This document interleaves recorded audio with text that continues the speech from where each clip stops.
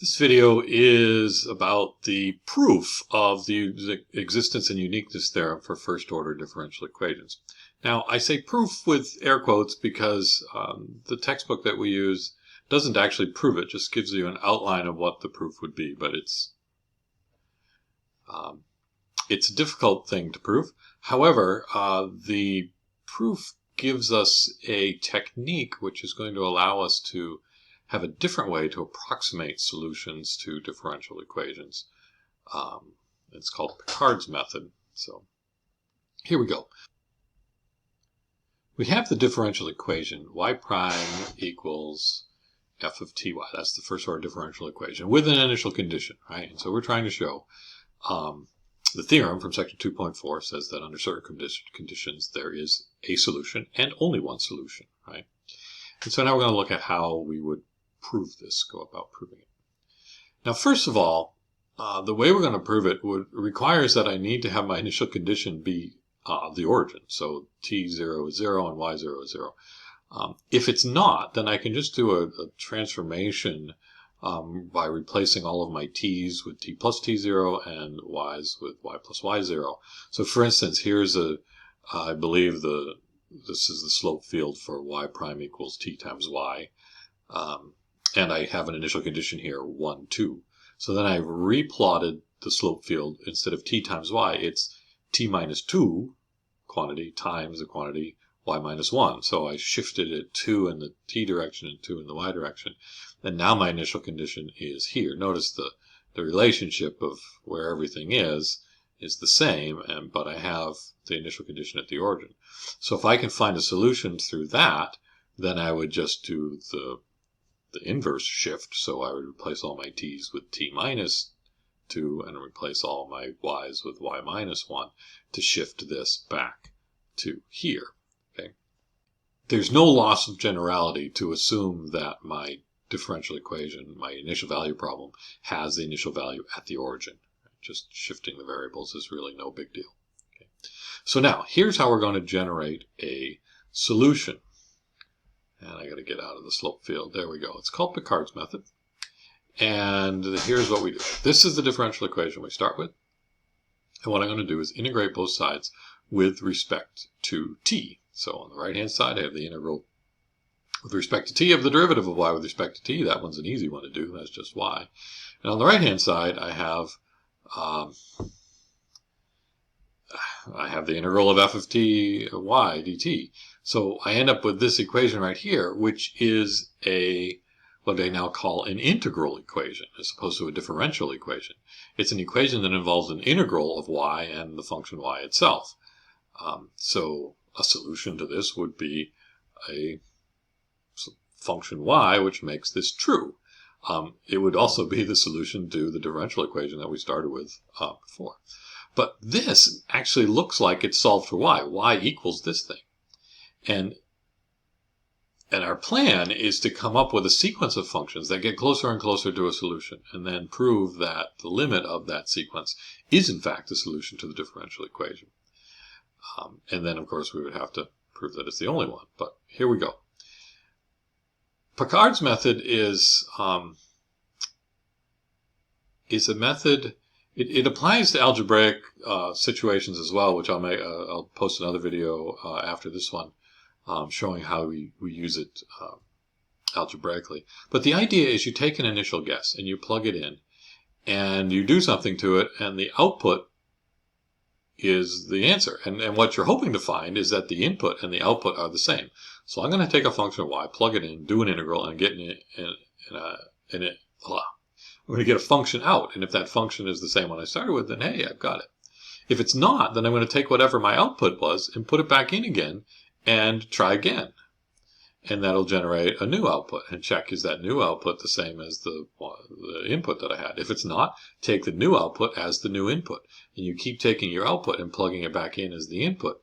And you keep generating a sequence of potential answers. If at any point the output is the same as the input, then you've got a function that satisfies the equation. Okay. So here's what we're going to do. My initial function is going to just be the constant function 0. Notice that this does satisfy the initial condition.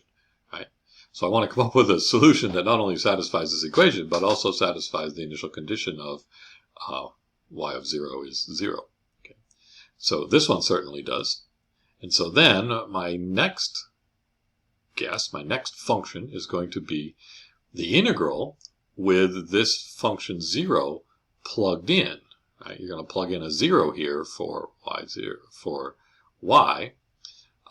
Notice the way that I'm doing this is that this is an integral with respect to t, right? This is up here with respect to t. But I'm going to use t as my upper limit, and so I'm replacing the t as an s, so using a dummy variable, and so this is an integral ds, but s is playing the role of t. And also, this y is going to be a function of t, so there's an s there as well.